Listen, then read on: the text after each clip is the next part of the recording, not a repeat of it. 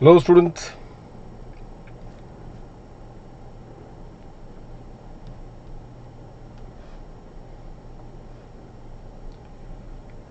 So welcome students to this particular session.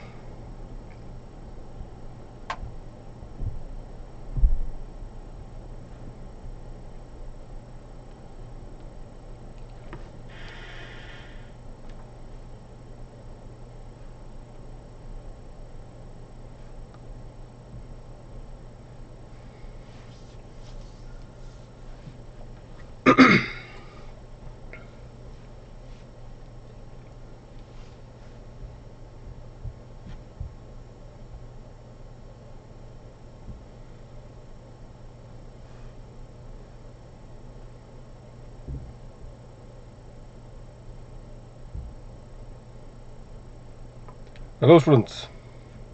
Kamalnath, good evening all of you. तो students चलिए आज second class will start with the discussion. आगे बढ़ाते हैं अपने डिस्कशन को, लेकिन उसके पहले क्विक रिकैप ले लें जो पहली क्लास में हमने चर्चा की थी. सो फर्स्ट एंड फॉरमोस्ट एक रिवीजन क्विकली ले लेते हैं पहली क्लास के जो कॉन्टेक्स्ट था, और अब सेकेंड क्लास में कुछ डिस्कशन थोड़े एडवांस लेवल पर चला जाएगा, तो थोड़ा सा मामला गंभीर हो जाएगा स्टूडेंट्स. तो केयरफुल रहिएगा आप लोग, जल्दी से ध्यान देना. अक्षत पटेल, गुड इवनिंग स्टूडेंट्स. तो क्विक एक रिकैप ले लें.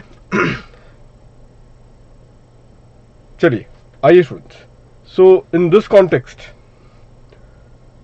प्राइमरी जो अब तक का जो डिस्कशन था स्टूडेंट्स, यहां पे पिछले क्लास में जो मैंने किया था, तो उस कॉन्टेक्स्ट में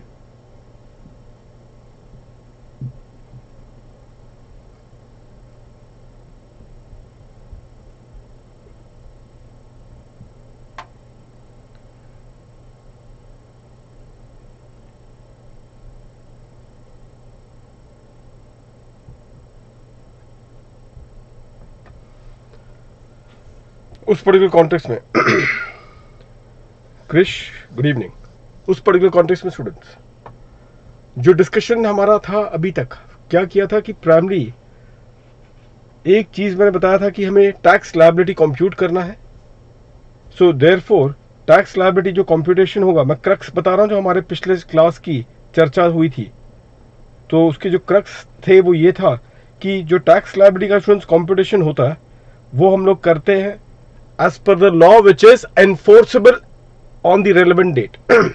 जो लॉ एनफोर्सेबल है ऑन द रेलेवेंट डेट, उसके मुताबिक क्या है टैक्स लायबिलिटी की कंप्यूटेशन की जाती है.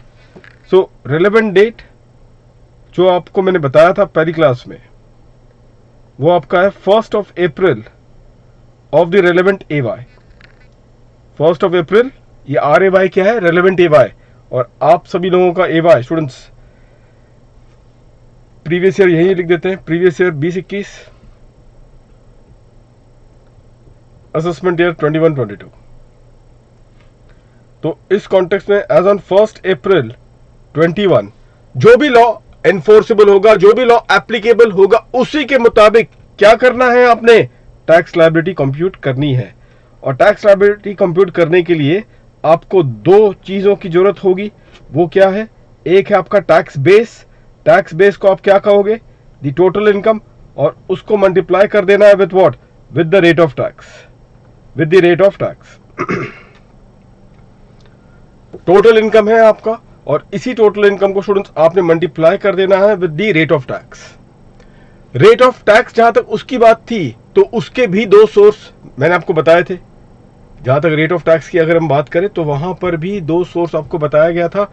एक जो सोर्स था स्टूडेंट्स आपका, जो आपको बताया था, अच्छा अभी भी रिपीट कर रहा हूं ये for a larger benefit again, मैंने ये चीज अभी भी मैं रिपीट कर रहा हूं, दोहरा रहा हूं इसको बार बार, कि जो भी कानून एप्लीकेबल होगा as on the first day of the AY, और आपका क्या है first day of the AY, it is 1st April of 2021.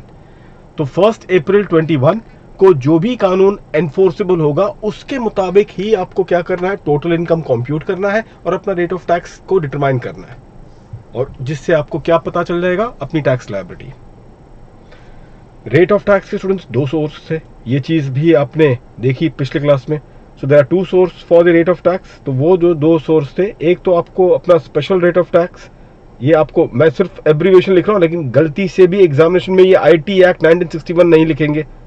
आपको मैंने बताया था पिछले क्लास में, शुरुआत के 10 मिनट में ही फर्स्ट क्लास में मैंने बता दिया था कि आपने जो रेफरेंस देना है वो किसका देंगे आप दी इनकम टैक्स एक्ट 1961 सेक्शन को पकड़ के आप बोलोगे द इनकम टैक्स एक्ट 1961, और बाद में ब्रैकेट में क्या लिखना है आपने लिखना है ब्रैकेट में hereinafter referred as an act. यही मैंने बताया था ना आप लोगों को, hereinafter referred as an act. तो उसको आपको इस तरीके से रखना पड़ेगा स्टूडेंट्स। तो आइए यहाँ पे, तो रेट ऑफ टैक्स को डिटरमाइन करना है आपने, तो वो रेट ऑफ टैक्स आप डिटरमाइन करेंगे in the income tax act, जहां पे आपको स्पेशल रेट ऑफ टैक्स मिलेगा टू बी अप्लाइड। किस पे अप्लाई करना है आपने? To be applied on specific income. कुछ एग्जाम्पल भी हमने देखे थे, डिस्कस किए थे। अभी तो मैंने आईपीसीसी लेवल के मैंने आपको कुछ एग्जाम्पल काफी दिए थे स्टूडेंट, लेकिन ध्यान रखना फाइनल सीए में बहुत सारे स्पेशल रेट्स होंगे जो आपको याद रखने हैं, स्पेसिफिकली जब हम लोग नॉन रेसिडेंट टैक्सेशन करेंगे उस समय पे। एनआर टैक्सेशन प्राइमरी जब होगा उस समय पे आप खुद महसूस करेंगे कि बहुत सारे, मैं आपको रेट्स ऑफ टैक्सेस बताऊंगा और उसकी चर्चा आपको करनी है। तो मैंने तभी आपको बताया भी था कि ये किसी एक स्पेसिफिक इनकम पे टारगेट किया जाता है किसी एक स्पेसिफिक इनकम पे क्या है, इसे टारगेट करते हैं। तो अकॉर्डिंगली तो ये स्पेसिफिक इनकम था। कुछ एग्जाम्पल के रूप में जो हमने देखा था, जो कि आपका था एलटीसीजी, आपका कुछ एग्जाम्पल था लॉटरी विनिंग। अभी आईपीसीसी लेवल के एग्जाम्पल से ही हमने अपना काम चला लिया, क्योंकि हमें अभी फिलहाल के लिए हमें अपना स्ट्रक्चर को बनाना है, ढांचा हमें पहले बनाना है, फिर डिटेल्स में जाएंगे। तो special rate of tax to be applied on the specific income, वो आपने इनकम टैक्स एक्ट में आपको मिलेगा।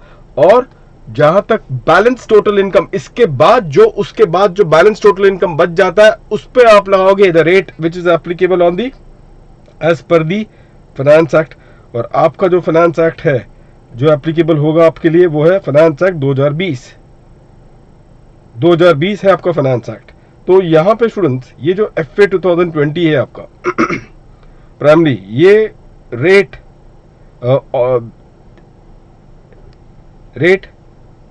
as applicable to the person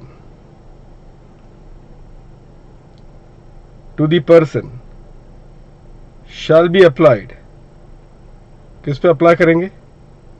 on the balance total income, on the balance total income.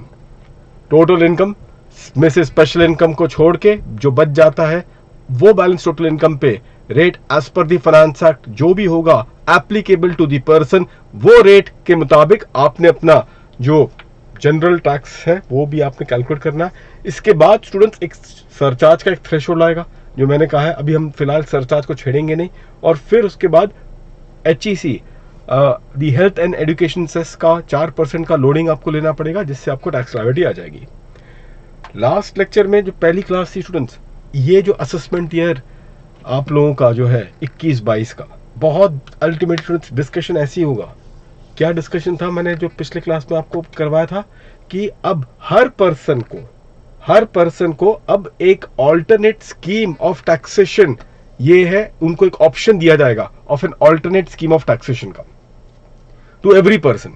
मैंने कहा था आपको स्टूडेंट्स की FA 2019 तक, 2019 के फाइनेंस एक्ट तक, ये जो ऑल्टरनेट टैक्स स्कीम था, ये ऑप्शन दिया जाता था सिर्फ और सिर्फ कंपनी को, सिर्फ और सिर्फ किसको? कंपनी को। अब यही ऑल्टरनेट टैक्स स्कीम ये एक्सटेंड करवा दिया गया है to each and every person. तो वहां पे कंसेप्ट क्या होगा, और ये भी अगर आपको याद हो जो हमारी डिस्कशन थी पहली क्लास में, वो जो ऑल्टरनेट टैक्स स्कीम है वहां पे आपको ऑप्शन किस रेट से मिलेगा, किस रेट का ऑप्शन मिलता है आपको? ये जो आपने जो इसका ये जो बैलेंस है, ये जो आपका रेट है, जो आपको फाइनेंस एक्ट से जो आपको रेट मिलता है, इसका आपको ऑप्शन मिलेगा। ऑप्शन क्या होगा स्टूडेंट्स? यहां पे ऑप्शन यही कुछ होगा कि यहां पे एक ऑल्टरनेट स्कीम है, एक ऑप्शन है of alternate tax scheme, option of alternate tax scheme.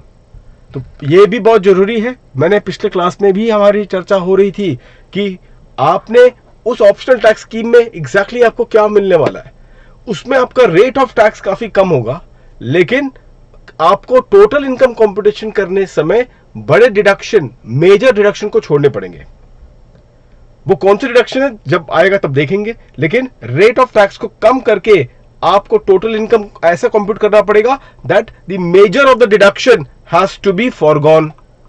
उसको आपको छोड़ना पड़ेगा, तो आपकी टोटल इनकम बढ़ जाएगी और उस लार्जर टोटल इनकम पे आपने लगा देना है क्या, the reduce rate of tax, जो कि ऑप्शनल स्कीम में आपको दिया जाता है।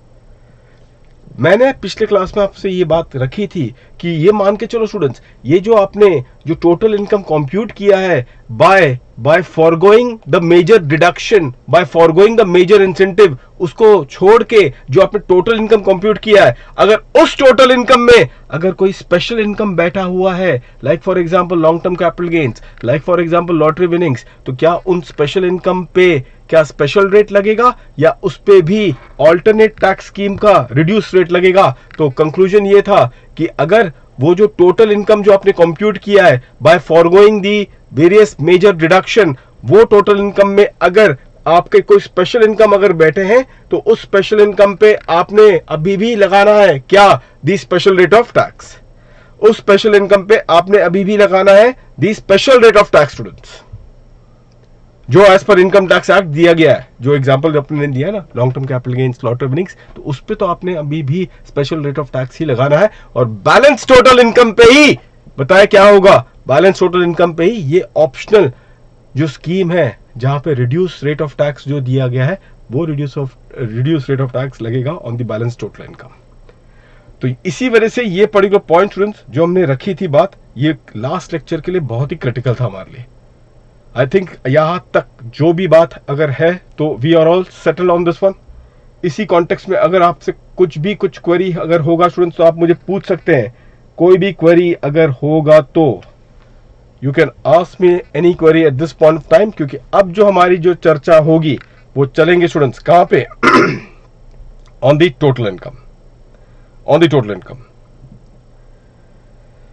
तो टोटल इनकम की तरफ कार्रवाई शुरू करते हैं स्टूडेंट्स। एनीथिंग, एनी कोई क्वेरी होगा आप सभी लोगों का तो इजाजत है, यहां तक ठीक है तो गाड़ी आगे बढ़ाते हैं। यहां तक हमने फर्स्ट क्लास जो कि यूट्यूब में मैंने ये 4 लेक्चर पहले भी बताया गया था, पहले 4 लेक्चर ओपन फॉर्म में हम लोग रख रहे हैं और उसके बाद आप लोगों को अल्टीमेटली एक सॉफ्टवेयर के जरिए you will be done in this regard. चलिए सब स्टूडेंट्स से, ऋषि, विशाल, ऑल स्टूडेंट्स सहमति मिल गई है कि आगे बढ़ा जाए। चलिए फिर स्टूडेंट्स आगे बढ़ते हैं। Let's start with this one. अब आते हैं टोटल इनकम पे। Let's come on the second part, and the second part is what, total income. Compute क्या करना है स्टूडेंट्स, हमें यहाँ पे टोटल इनकम कंप्यूट करना है।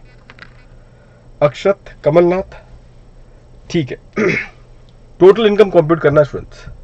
तो क्या है टोटल इनकम, भाई यही सबसे बड़ी प्रक्रिया है। आपको याद है स्टूडेंट्स, यहां पे डीटी और आईडीटी में क्यों अल्टीमेटली आप लोग ने चॉइस लिया था आईपीसीसी में कि मैक्सिमम फोकस हम आईडीटी में करेंगे, क्योंकि मैंने आपको पिछले क्लास में भी यही बताया था कि वहां पर जो टैक्स बेस है, वहां पे जो टैक्स बेस है वो क्या है, the value of the goods और the value of the service, जो भी होगा वैल्यू ऑफ सप्लाई जिसको हम कहते हैं जीएसटी में। तो वैल्यूएशन एक ही टॉपिक था आपका, बस एक ही टॉपिक था, कुछ 30 पन्ने मैक्सिमम रहे होंगे, दैट्स ऑल ऑफ इट। लेकिन जहां तक डायरेक्ट टैक्स की बात है, वहां पे आपने क्या कंप्यूट करना है, टोटल इनकम। और टोटल इनकम आपको पता है कि प्राइमरी ये जो प्रोसेस है टोटल इनकम कंप्यूटेशन का, ये बहुत ही बड़ा प्रोसेस है और यही वजह से डायरेक्ट टैक्स आईडीटी लॉ से बहुत वास्ट हो जाता है। तो प्राइमरी रीजन क्या है, रीजन मैंने आपको बता दिया कि आईडीटी में रेट ऑफ टैक्स एंड वहां पे जो उसका टैक्स बेस है उसको हम बोलते हैं वैल्यू। वहां पे जो बेस है वो वैल्यू बोला जाता है, यहां पे जो बेस है उसको क्या बोलेंगे, टोटल इनकम। तो टोटल इनकम की कंप्यूटेशन ही आपको पता है कि प्राइमरी कितनी बड़ी प्रोसेस होती है ये कंप्यूटेशन की, और इसी वजह से ये बहुत वास्ट हो जाता है। Because the process itself is very unique, the process is very vast. मैं इसको टफ नहीं कहूंगा, लेकिन तरीके से चलेंगे स्टूडेंट्स, इसको समझने की कोशिश करेंगे from the very base level. तो पहले आपको पूछता हूं students, what do you mean by the term total income?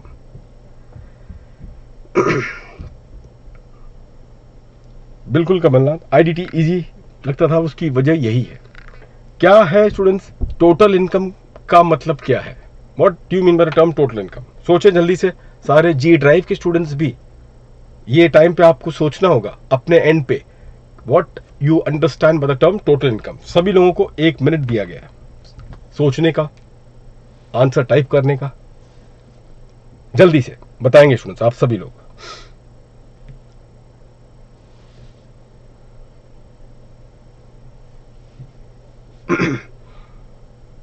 Total income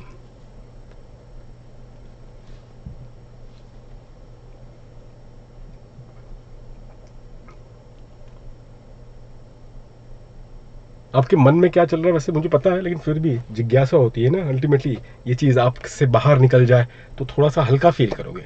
कितने टाइम तक अंदर ही अंदर ये चीजों को रख के ऐसी घुटते रहोगे? बाहर निकाल लो प्राइमरी, तो क्या थोड़ा सा एक हल्का फीलिंग आएगी आप में. जल्दी बताएं.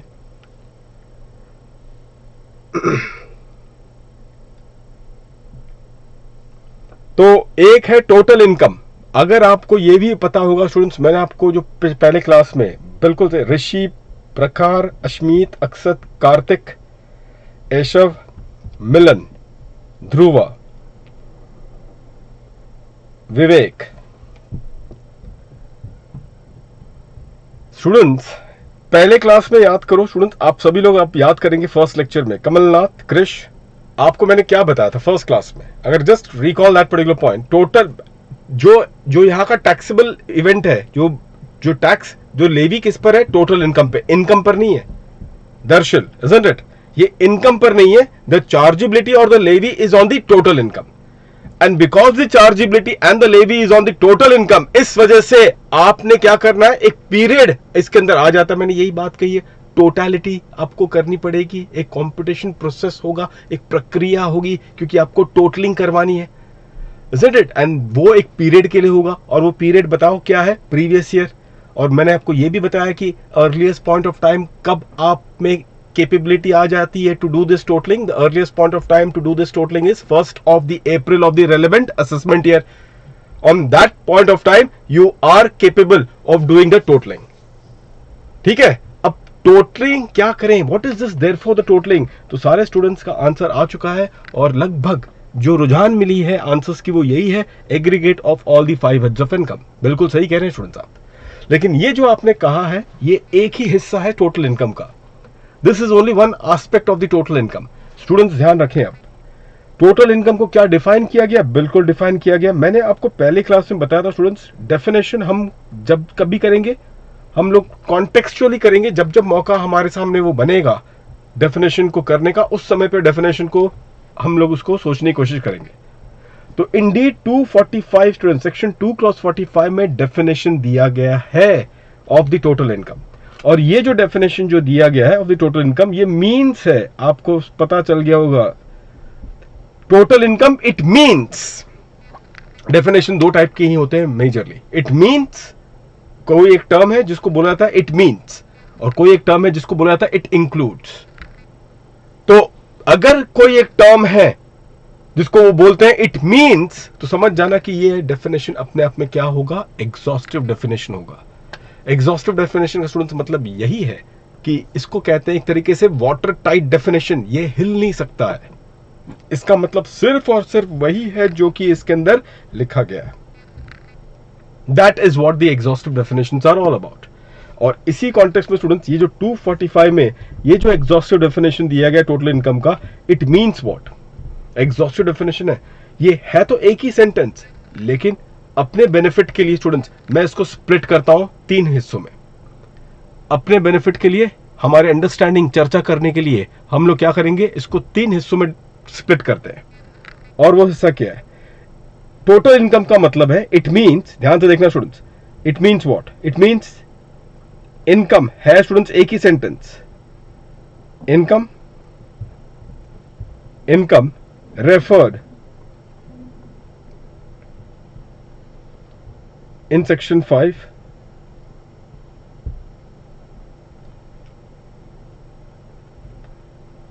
and which is computed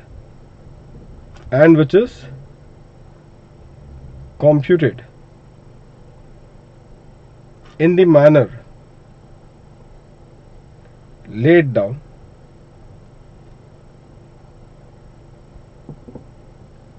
under the act.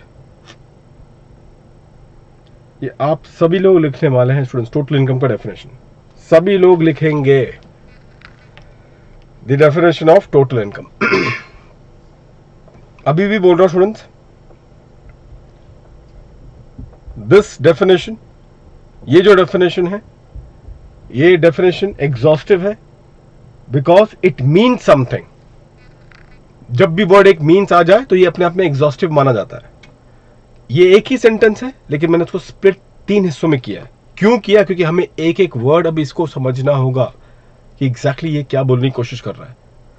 और इसी कॉन्टेक्स्ट में टोटल इनकम का मतलब है इनकम, वो इनकम जो सेक्शन 5 में रेफर किया गया हो, एंड जिसे कंप्यूट करेंगे। कैसे कंप्यूट करेंगे? In the manner laid down under the act. अभी भी चेतावनी दे रहा हूं आपको, मैंने पिछले क्लास में भी बताया था, अभी भी बता रहा हूं, एक्ट में a capital and computed in the manner laid down under the act. ठीक है, अब हमें एक एक कॉन्टेक्स्ट में इसको समझना होगा स्टूडेंट्स। आपने जो मुझे बोला था ना, यहां पे जो आप सभी लोग ने जो आंसर अभी दिया था मुझको, वो आंसर क्या था? Point number 3। आपने 1 और 2 तो गायब ही कर दिया। आपने सीधा मेजर क्रक्स आपके आंसर्स का क्या था? क्रक्स तो यही निकल रहा था, 3 aggregate of all the 5 heads. तो आपने वो कैसे आप कंप्यूट करोगे वो आपने बताया, लेकिन किसका कंप्यूटेशन करना है वो 1 और 2 से आपको पता चलता है। फिर 1 और 2 से आप क्वालिफिकेशन लेकर आइए, किस अमाउंट को कंप्यूट करना है वो 1 और 2 आपको बताएगा, कैसे उसको कंप्यूट करना है वो पॉइंट नंबर 3 बताएगा। फिर से रिपीट कर रहा हूं, किस अमाउंट को कंप्यूट करना है वो 1 और 2 आपको बताएगा, कैसे उसे कंप्यूट करना है वो पॉइंट नंबर 3 बताएगा। आपने जो मुझे आंसर अभी भी थोड़ी देर पहले दिया था वो पॉइंट नंबर 3 के कॉन्टेक्स्ट में था। 1 और 2 आपने गायब कर दिया, और यही 1 और 2 पहले हमें समझना है किस अमाउंट को हमें कंप्यूट करना है। तो वो पहला अमाउंट है क्या? इनकम। होपफुली आप सभी लोगों ने इसको कॉपी कर लिया होगा स्टूडेंट्स। तो आइए पॉइंट नंबर 1 में लिख रहा हूं यहां पे। So what is required students is the existence of income. Income students as a layman बताएं, आप क्या समझते हैं इनकम के बारे में? Income, what do you understand by the term income? जल्दी बताएं students, what do you all understand by the term income?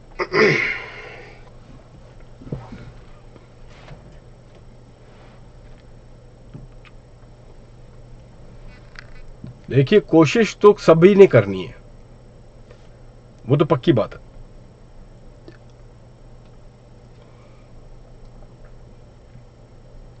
Income क्या समझते हो उसके बारे में? जल्दी बताओ स्टूडेंट्स।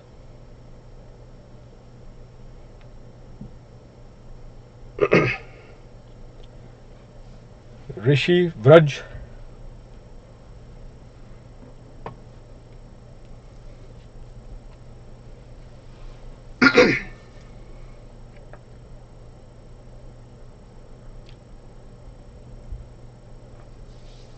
कमल।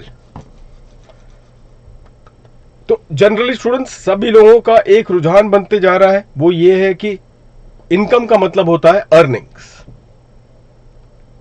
इनकम का मतलब क्या है? अर्निंग्स है। ये जनरली स्टूडेंट्स का एक रुझान बनता है कि income means something which is an earning. लेकिन अर्निंग किसका स्टूडेंट्स? एशव, अर्निंग किस बात की? ये बहुत इंपॉर्टेंट है। तो अर्निंग्स तो चलो ठीक है, लेकिन इसको थोड़ा अच्छे से समझना स्टूडेंट्स हमें, नहीं तो बहुत ही एक जनरल एक टर्म हो जाएगा जो हम सुनते आ रहे हैं और वो हम बोल देते हैं बिना इसका रियल मीनिंग समझे। इनकम स्टूडेंट्स वो अमाउंट है, ध्यान से सुनना, एज ए लेमैन की मैं बात कर रहा हूं, मैं अभी लॉ में क्या लिखा है इनकम के बारे में उसको मैं छेड़ नहीं रहा। एज ए लेमैन पहले समझ लेते हैं income students. As a layman primary अगर पूछा जाए तो क्या है, तो इनकम में का मतलब एक वो अमाउंट है which is derive from a definite source. क्या मैंने कहा? इनकम एक वो अमाउंट है which is derived from a definite source. Example दे रहा हूं आपको, if the employment is a source then the salary is the income. If the house property is a source then rent is the income.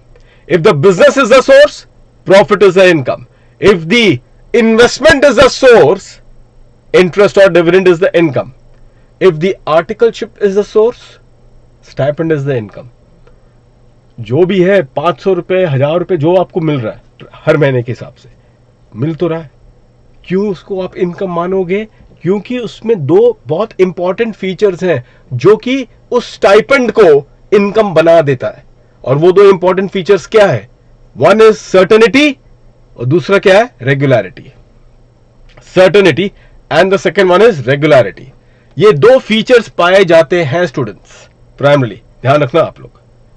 तो ये क्या है? ये दो फीचर्स पाए जाते हैं तब जाके हम वो अमाउंट को बोलते हैं, क्या बोलते हैं? As the income primary. तो what is required is a certainty कि हां एक राइट एस्टैब्लिश हुआ है कि मुझे वो अमाउंट मिलेगा, सर्टेनिटी है। और रेगुलरिटी है, एटलीस्ट एक डेफिनेट इंटरवल है। वो डेफिनेट इंटरवल स्टूडेंट्स मंथली हो सकता है, क्वार्टरली हो सकता है, एनुअली हो सकता है, लेकिन एक तरीके से क्या है? रीजनेबल सर्टेनिटी है कि ये अमाउंट मुझे मिलेगा। तो इस कॉन्टेक्स्ट में क्या है? सर्टेनिटी है और रेगुलरिटी है कि किस इंटरवल पे ये अमाउंट मुझे मिलेगा। तो इस वजह से ये सारे जो अमाउंट हैं इसको हम क्या बोलेंगे? जो मैंने अभी भी आपको एग्जांपल के रूप में दिया है उसको बोलेंगे एज इनकम। और स्टूडेंट्स ध्यान रखना, हर वो अमाउंट, ध्यान से सुनना इस बात को, हर वो अमाउंट जिसमें ये फीचर्स पाए जाते हैं, कौन सी फीचर्स की हम बात कर रहे थे? Regularity and certainty. हर वो अमाउंट जिसमें ये दो फीचर्स पाए जाते हैं उस अमाउंट को हम कहते हैं as the revenue receipt. As what? As a revenue receipt. तो रेवेन्यू रिसीट का मतलब क्या है? वो अमाउंट जिसमें दो फीचर्स मौजूद होंगे, और वो दो फीचर्स कौन से हैं? Regularity and certainty. तो उस अमाउंट को आप ये बोलेंगे एज द रेवेन्यू रिसीट। ठीक है ना? चलिए, ये तो चलो तय हो गया कि ये है रेवेन्यू रिसीट, को हम इनकम ही मान के चलेंगे। अच्छा, what about lottery winning students? क्या लॉटरी विनिंग्स में ये दोनों जो फीचर्स जो अभी हमने बात रखी थी, रेगुलरिटी का एंड सर्टेनिटी का, क्या ये फीचर्स पाए जाते हैं? बताएं जनाब, क्या ये फीचर्स पाए जाते हैं रेगुलरिटी का एज वेल एज सर्टेनिटी का? बताओ।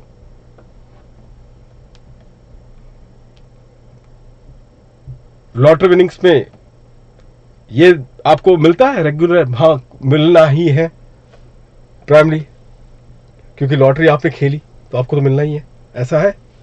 रेगुलरिटी हो या फिर सर्टेनिटी हो प्राइमरी, ऐसा कुछ नहीं है। ये इसको कहते हैं विंडफॉल। विंडफॉल कहा जाता है। विंडफॉल का मतलब क्या है? हवा का झोंका जो आया और चला गया। तो ये होता है ये लॉटरी विनिंग्स, ये जो भी है ना, ये आपके क्या है एक तरीके से, these are all about, they don't have the features of regularity and certainty. इसका मतलब ये है कि they don't have the characteristics of a revenue receipt.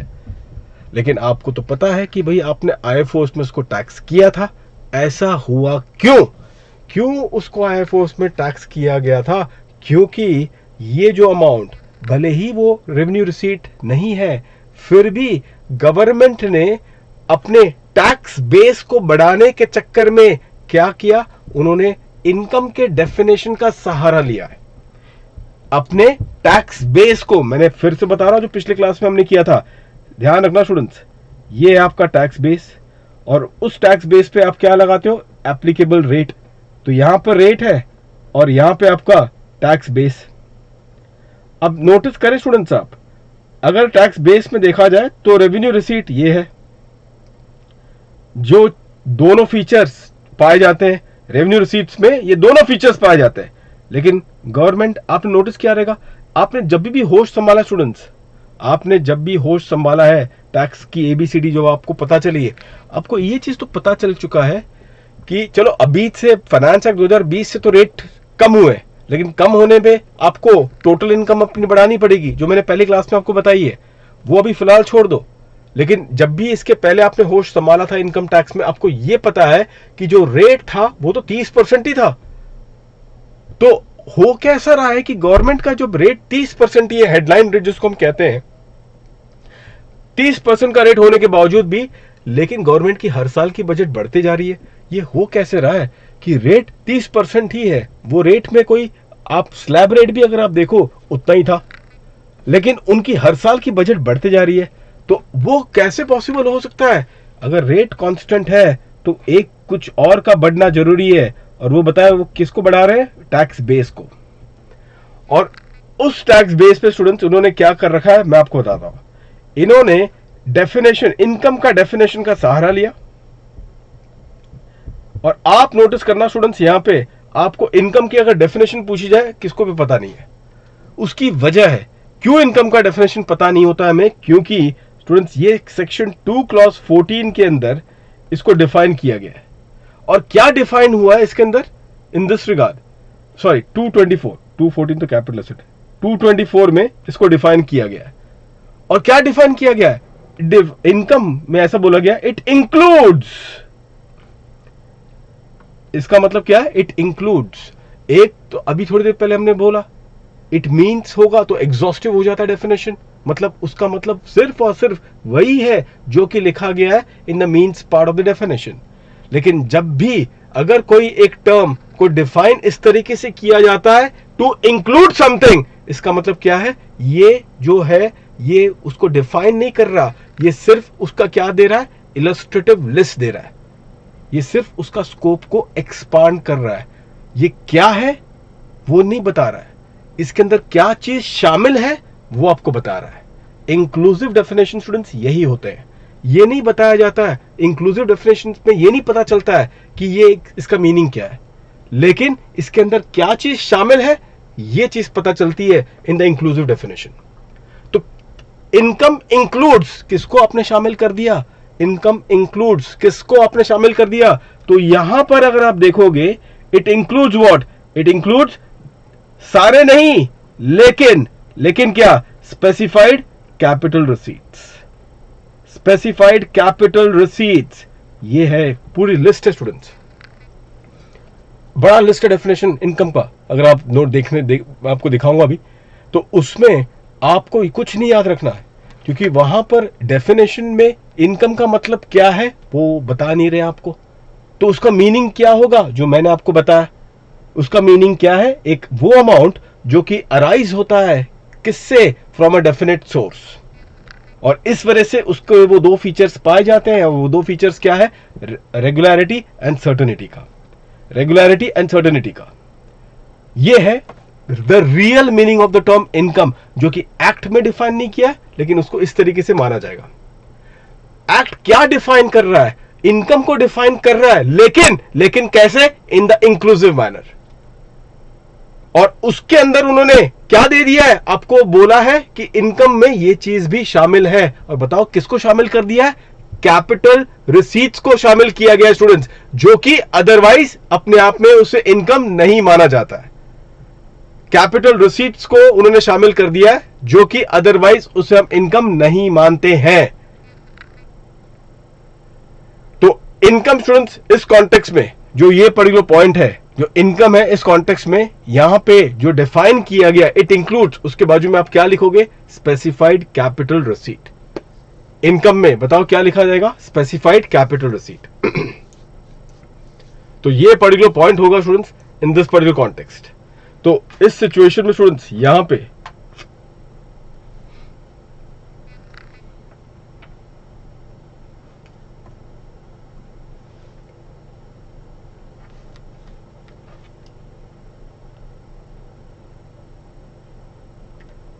Students ये पीसी थोड़ा, ये सिस्टम थोड़ा हैंग हुआ है, तो मुझे इसको एक रीस्टार्ट मारना पड़ेगा। आपकी इजाज़त हो तो रीस्टार्ट अगर करूंगा तो फिर ये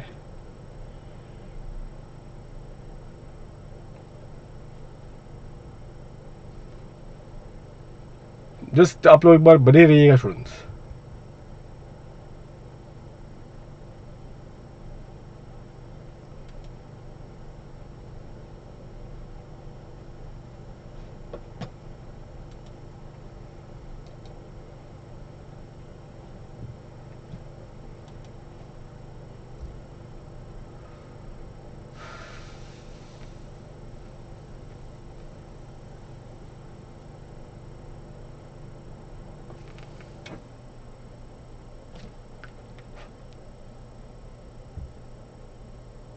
बस 2 मिनट दे दीजिएगा स्टूडेंट्स, मैं आपको लिंक अभी शेयर कर लेता हूँ, 2 मिनट बस दे दीजिएगा।